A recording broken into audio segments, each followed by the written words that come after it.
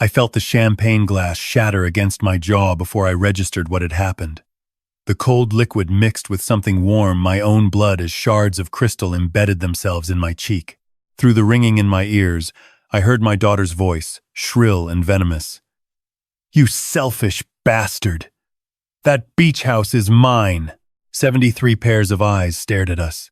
My sister's engagement party, the Rosewood Country Club, string quartet still playing Vivaldi in the corner, oblivious, and my daughter Jessica, 34 years old, standing over me in her $1,000 dress, her fiancé Derek frozen with his mouth open, holding the champagne bottle she'd just grabbed from his hand to use as a weapon.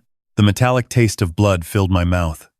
A piece of glass fell from my face onto my cream-colored suit jacket, leaving a dark red stain that bloomed like a rose's. I touched my cheek. My fingers came away red. "Jess, what the hell?"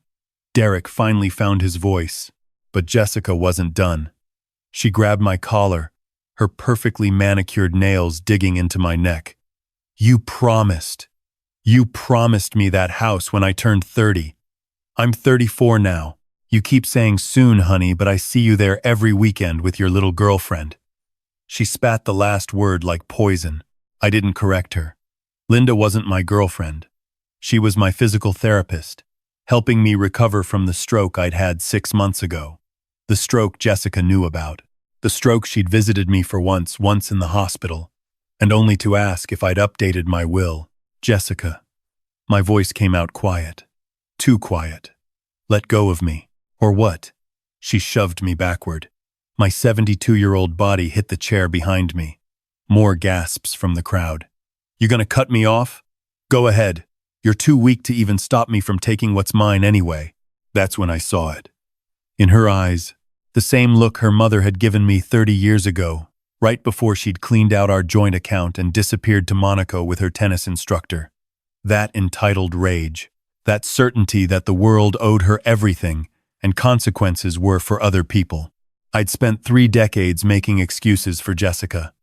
Her mother abandoned her, of course. She has issues. She's stressed from work. She doesn't mean it. She's just passionate. That's not really abuse. But lying there, my 72-year-old body aching, my face bleeding, in front of my sister's friends and family, I finally saw the truth. My daughter had learned from the best, and I had taught her that she could get away with anything. "We're leaving." Derek's voice cut through my thoughts. He grabbed Jessica's arm. "Now, don't touch me." She wheeled on him. "Are you on his side?" "There are no sides here, Jess. You just assaulted your father. He deserved it." The room went silent. Even the quartet had stopped playing. I stood up slowly. My sister rushed over with napkins, pressing them to my face.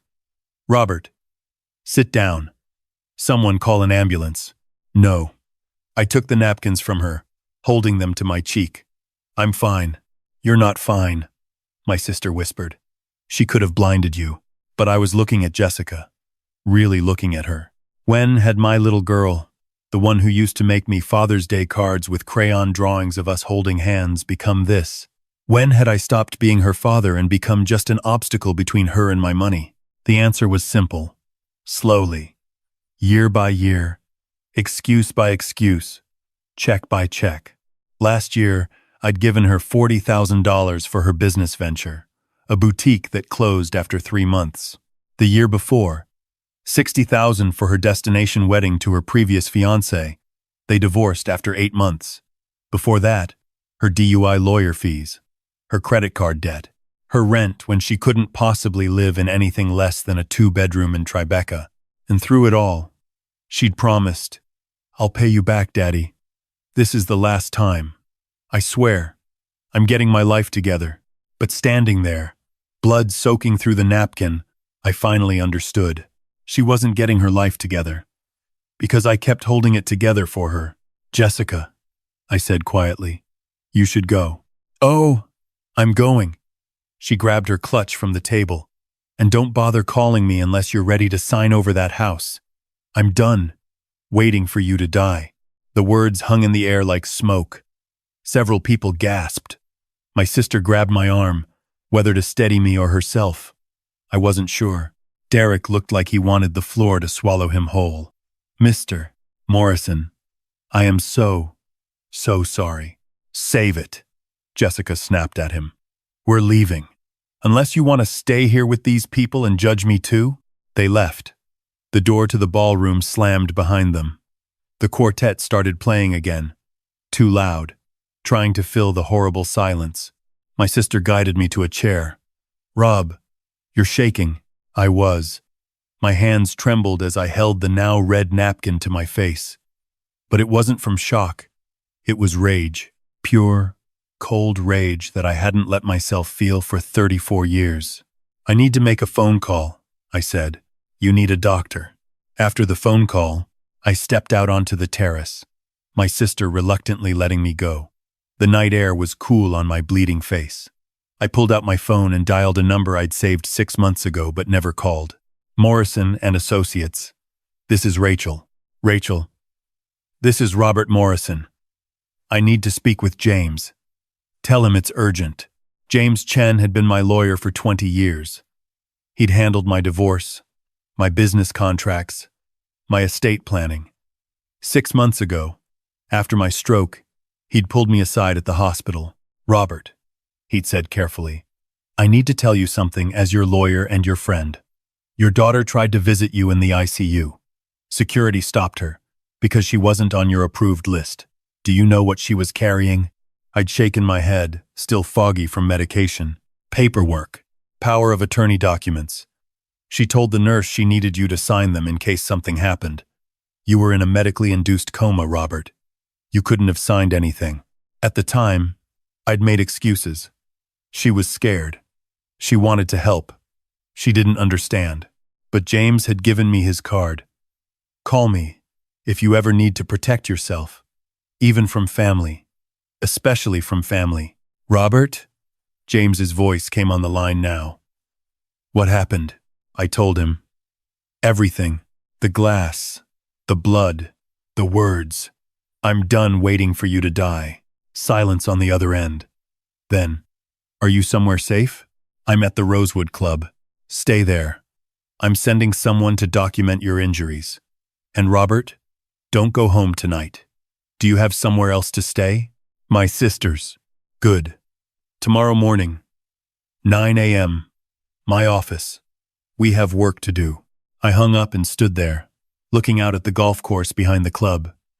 Perfectly manicured grass stretching into darkness. I'd paid for Jessica's membership here.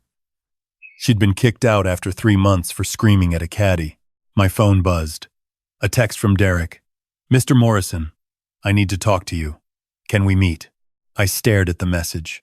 Part of me, the part that had made excuses for 34 years, wanted to ignore it. But something made me respond. Tomorrow, 2 p.m. My lawyer's office. I sent him the address. His reply came immediately. Thank you. You deserve to know the truth about a lot of things. The truth. What a concept. My sister found me 20 minutes later, after the country club's on-call doctor had examined me. 3 stitches in my cheek. Possible concussion. I needed to be monitored overnight, and I should file a police report. I'm not pressing charges, I told the doctor. Robert! My sister's eyes went wide. She assaulted you! Not yet, I said quietly. But I am going to do something. That night, at my sister's house, I couldn't sleep. Every time I closed my eyes, I saw Jessica's face. Not the rage-filled one from tonight, but the little girl she used to be. 5 years old, gap-toothed smile, running to meet me at the door after work. Daddy! Daddy! Look what I made you. A clay handprint, painted blue, with "World's Best Dad" carved into it in her kindergarten scrawl. I still had it. In my office at the beach house. The beach house she wanted to take from me. The beach house I'd bought 30 years ago, right after the divorce, with every penny I had left.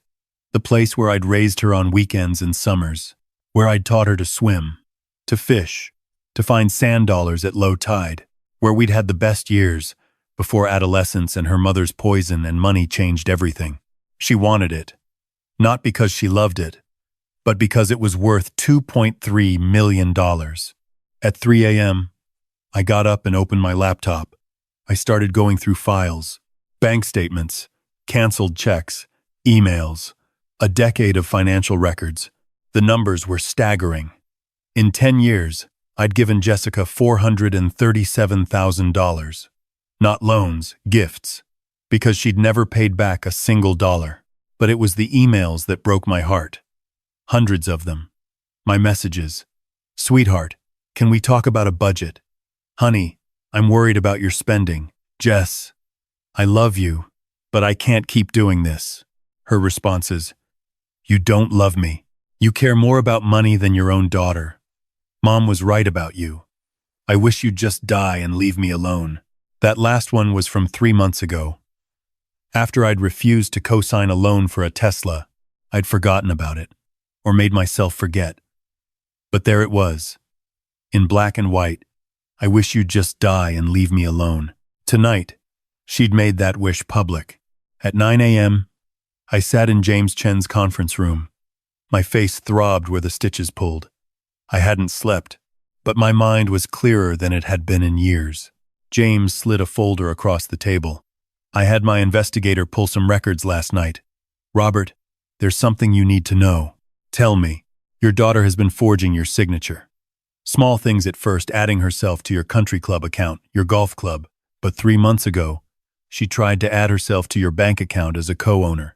The bank flagged it because the signatures didn't match. They called you. I remembered that call. The bank manager asking if I'd been in to add someone to my account. I'd said no, assumed it was a mistake. It wasn't a mistake, James said quietly. Jessica went into the branch with a fake ID that said she was your power of attorney. She had documents, forgeries, good ones. My mouth went dry. What else? She's been telling people, friends, business associates, that you have dementia, that you're incompetent. She showed someone a video of you at a restaurant, claiming you were confused and wandering. I don't have dementia. I know. I pulled your medical records with your permission. You're sharp as ever. That stroke was minor. Your doctors cleared you for everything. But Jessica's been building a narrative, setting the stage. For what? Conservatorship. If she can convince a judge you're incapacitated, she can take control of everything. Your house, your investments, your life. The room tilted. I gripped the edge of the table. She's my daughter. She's also a con artist. James opened another folder. Her fiancé Derek contacted me this morning. He sent these text messages, hundreds of them. Jessica to her friends. Once I get conservatorship, I'm selling everything. He doesn't need that big house anyway. Dad's stroke was the best thing that ever happened to me, lol. Give it 6 months, and I'll have the beach house. I already have a buyer lined up. And then, the one that made my vision blur, I just need him to have another stroke, or I might have to help it along. JK. Unless, that's not a joke, James said quietly. Her friend responded, Be careful what you text. Jessica said, It's fine. He'll never see these. And even if he does, what's he gonna do? He's too weak to stop me. I couldn't breathe. My daughter, my little girl, planning to what? Hurt me? Kill me? There's more. James pulled out another document. This is a life insurance policy on you. $2 million. Jessica took it out 3 years ago. You're listed as the insured, but she's the owner and beneficiary. I never signed. Forged signature. The insurance company is investigating, but it's been active for 3 years. She's been paying the premiums. The room was spinning now. Why are you telling me this? Because Derek came to me with everything. He's been documenting it for months. He loves Jessica, loved her, but he said he can't marry someone capable of this. He wore a wire to dinner with her last week. James pressed play on his laptop. Jessica's voice filled the room. I'm telling you, Derek, we need to move fast. If he makes it another 5 years, that's 5 years of premium payments for nothing. I've been so patient, but last night, seeing him all healthy and happy with that therapist bitch. Jess, stop. You're talking about your father. He stopped being my father when he chose his money over me. Everything he has should be mine. I'm his only child. Why should I wait until I'm 50 to live my life? Because it's his money? It's my inheritance. I deserve it. You deserve what he chooses to give you. Then I'll choose to speed up the timeline. James stopped the recording. That was 3 days ago. Derek called me the next morning. He said he couldn't live with himself if something happened to you, and he'd stayed silent. I sat there, staring at the table. My daughter wanted me dead. She'd said it out loud, to her fiancé, with certainty and entitlement. What can I do? My voice sounded hollow. Legally? A lot. We can file for a restraining order based on last night's assault. We have witness statements from 12 people at that party. We can report the forgery to the police. We can contest the insurance policy. We can cut her out of your will entirely. California allows that. We can secure your assets so she can't touch them. And personally, James looked at me with something like pity. You can grieve. Because the daughter you thought you had? She's been gone for a long time. And I'm sorry for that. At 2 p.m., Derek walked into the conference room. He looked like he'd aged 10 years overnight. His eyes were red. Mr. Morrison, I don't know where to start. Start with the truth. He took a shaky breath. I met Jessica 2 years ago. She was charming, funny, beautiful, everything I thought I wanted. But about 6 months in, I started noticing things. The way she talked about you like you were an ATM, not a person. How she'd calculate your age, your health, what she'd inherit when you died. He pulled out his phone. I started keeping notes. Times she'd wish you were dead. Plans she'd make. At first, I thought she was just venting, you know? Everyone complains about their parents. But it got darker. He showed me his notes app. Dates, quotes, context. A 1.5 years of documentation. Why didn't you leave her? I thought I could change her. Help her see how wrong this was. But after she took out that insurance policy, I knew I was in over my head. I called a lawyer, James, for advice. He told me to keep documenting, that if she ever acted on any of this, you'd need evidence. And last night I realized she's escalating. The assault, the public threat, she's getting desperate. Her 30th birthday was supposed to be when you gave her the house. When that didn't happen, she convinced herself you'd do it at 35. But now she's 34, and you're healthy, and she's running out of patience. He met my eyes. Mr. Morrison, I think she's dangerous. I think she's capable of hurting you. And I can't marry someone like that. I called off the engagement this morning. How did she react? She threw her ring at my head and told me I'd regret it. That she has dirt on me. She'll ruin my life. He laughed bitterly. I'm a middle school teacher. I coach soccer. What dirt could she possibly have? But that's who she is. Everything is a threat. A manipulation. James spoke up. Derek's willing to testify, to provide all his documentation, and he has one more piece of information you need. Derek's face went pale. This is the hard part. Mr. Morrison, when Jessica had access to your house when you were recovering from your stroke, she went through your office. She found your will. That will leaves everything in a trust. Jessica gets income, but she can't touch the principal until she's 50. I know, she told me.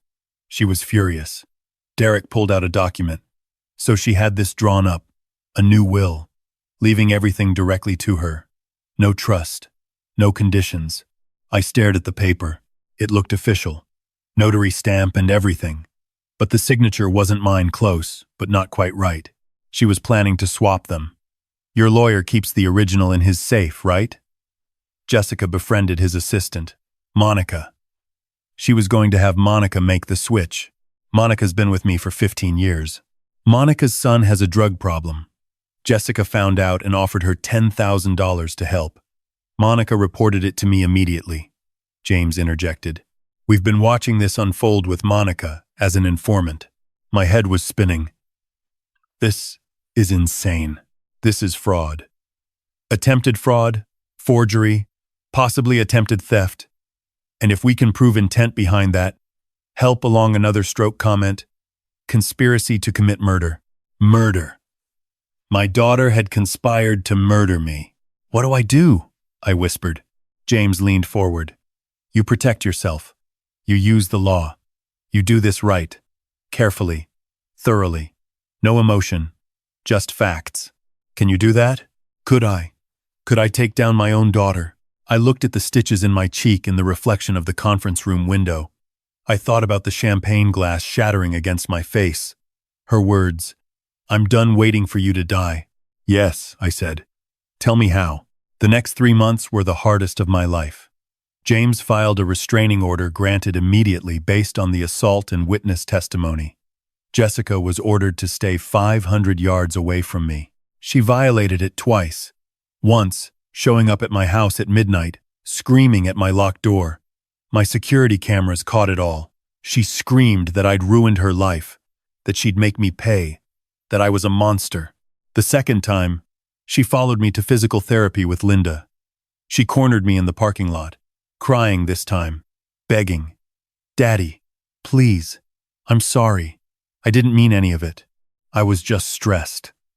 Derek poisoned you against me. Please, can we just talk?" I wanted to believe her. God, I wanted to believe her. But James had prepared me for this. "Jessica, you need to leave. You're violating the restraining order." "Fuck the restraining order. You're my father, and you're my daughter who wished I would die." Multiple times. In writing, her tears dried up like someone flipped a switch. "You've been spying on me." "No. Your ex-fiancé was protecting me. There's a difference. I'll sue you. I'll sue him. I'll sue everyone." "With what money, Jessica?" "You're $87,000 in debt. I pulled your credit report. It's public record once you tried to fraudulently add yourself to my accounts. You haven't paid rent in 4 months. You're being evicted next week." Her face went from red to white. You checked my credit? I should have years ago. I would have seen the credit cards you opened in my name. The car loan you took out listing me as a co-signer without my knowledge. She slapped me, right across the stitches. The pain was blinding. But I didn't move. I just stood there, feeling blood trickle down my face again, and I pressed the button on my phone, the one that called 911. "I need police at Ocean View Physical Therapy. Someone just violated a restraining order and assaulted me." Jessica's eyes went wide. She ran. She was arrested an hour later at her apartment, packing to flee. They found documents, forged bank signatures, a fake death certificate with my name on it, emails to the insurance company asking about accidental death clauses. James called me from the police station. "Robert, there's enough here to charge her with multiple felonies: forgery, fraud, identity theft, assault, stalking. The DA wants to know if you'll cooperate." Would I send my daughter to prison? Yes. The word came out easier than I expected. Because she wasn't my daughter anymore. Maybe she never really had been. Maybe I'd been so desperate for family after her mother left that I'd created a version of Jessica in my mind and refused to see reality. The trial took 6 months. I testified. Derek testified. James's assistant Monica testified. 12 of my sister's party guests testified. The evidence was overwhelming. Jessica's defense was that I'd abused her, controlled her with money, driven her to desperation. Her lawyer painted me as a miserly tyrant who'd kept his daughter in poverty while living in luxury. The prosecutor shredded that narrative. He showed my bank statements the $437,000 in gifts. He showed Jessica's spending $80,000 on clothes in 1 year, $40,000 on vacations, $25,000 at restaurants. He showed her apartment, the one I'd paid for a 3-bedroom penthouse in Tribeca that cost $8,500 a month. "This," the prosecutor said, holding up a photo of Jessica's closet, packed with designer clothes, "is not poverty. This is greed." The jury deliberated for 3 hours. Guilty on all counts. The judge gave her 4 years. With good behavior, she'd be out in 2.5. I sat in that courtroom and felt nothing.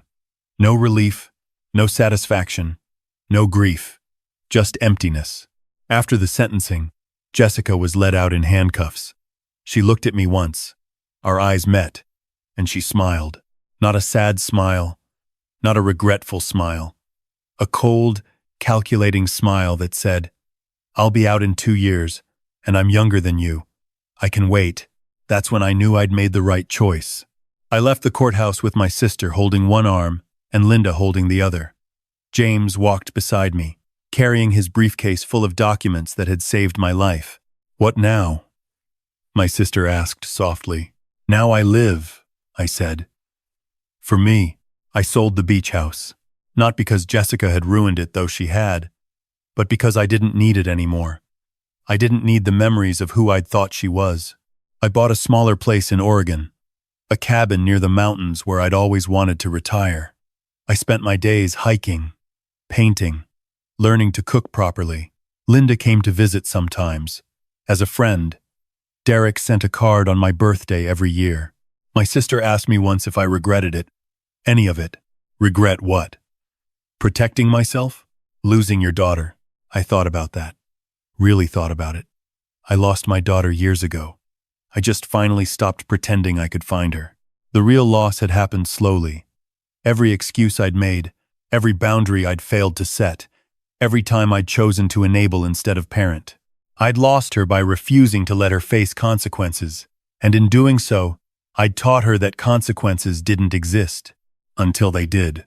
I keep Derek's recordings on a hard drive in my safe. Not to obsess over, but to remember. To remind myself that love without boundaries isn't love, it's self-destruction. I got a letter from Jessica 6 months into her sentence. It started with "Dear Daddy" and ended with, "I forgive you for what you did to me." I didn't read the middle. I threw it away.